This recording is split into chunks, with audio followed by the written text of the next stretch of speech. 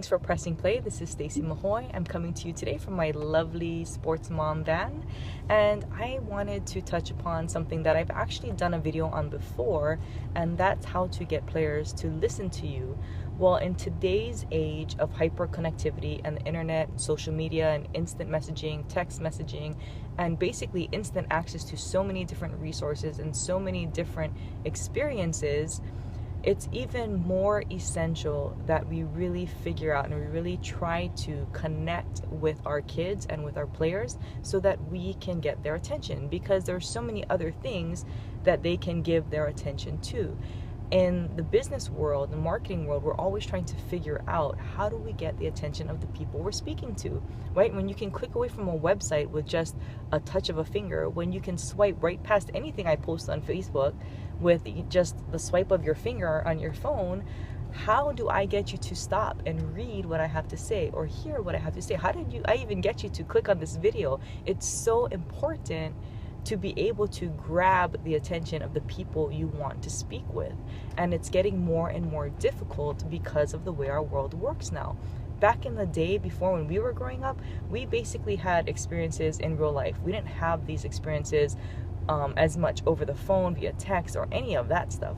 What we knew happened in our own lives. And so we couldn't even compare our experiences to anything other than what we had going on in real life with our friends, talking to our friends or seeing for ourselves other coaches or other teams in action on the field. We didn't even have a lot on TV back then. We didn't have ESPN bringing sports to us, showing us what things look like in other parts of the country and other parts of the world, how teams are doing things, how coaches are doing things. We didn't have access to all that information. Kids nowadays can compare their experiences to so many different things, so many other people. They can look things up and get access to information within seconds. They can talk to players they met at a tournament last year and get information on, hey, how are things going with your team? How does your coach do this? How do your practices run?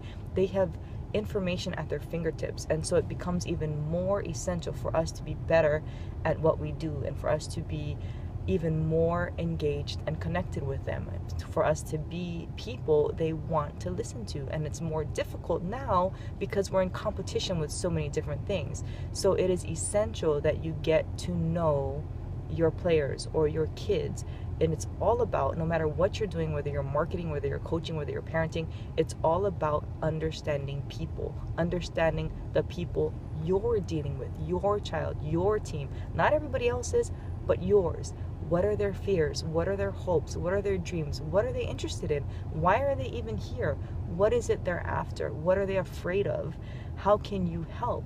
You have to be able to demonstrate that you get it, that you understand where they're coming from, and that you know how to help and that you can help.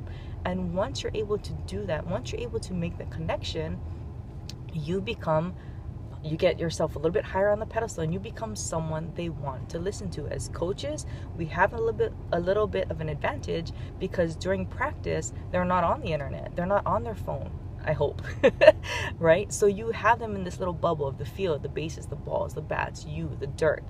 And there are minimal distractions around them during that time. So you have a little bit of an advantage in that space to make this connection.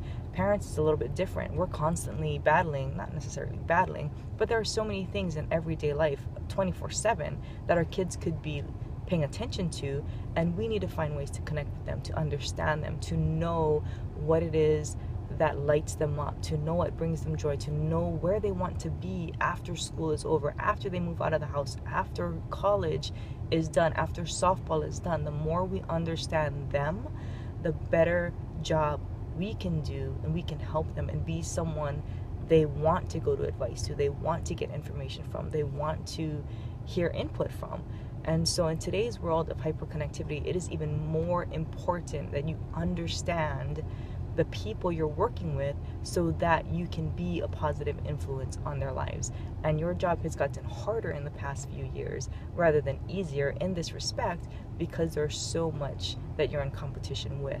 So take it very seriously. Really do the work to get inside your players, your kids' head, get to know who they are. You have to work from the inside out, because there's so many people on the outside throwing information, throwing stuff at them. You're just going to be part of the noise. You got to get inside. You have to get to know them. It is even more important now in the 21st century. I'm sure in the 24th too, but right now in the 21st century, it is even more important than ever before. And I hope you take the time to do this part, because it's going to pay off for you now and even in the long run. So take the time to get to know your players, get to know your team, get to know your kids, because that is going to be what makes the difference in their lives and in your ability to pass on what you want to pass on to them and to be a positive impact in their lives. Good luck.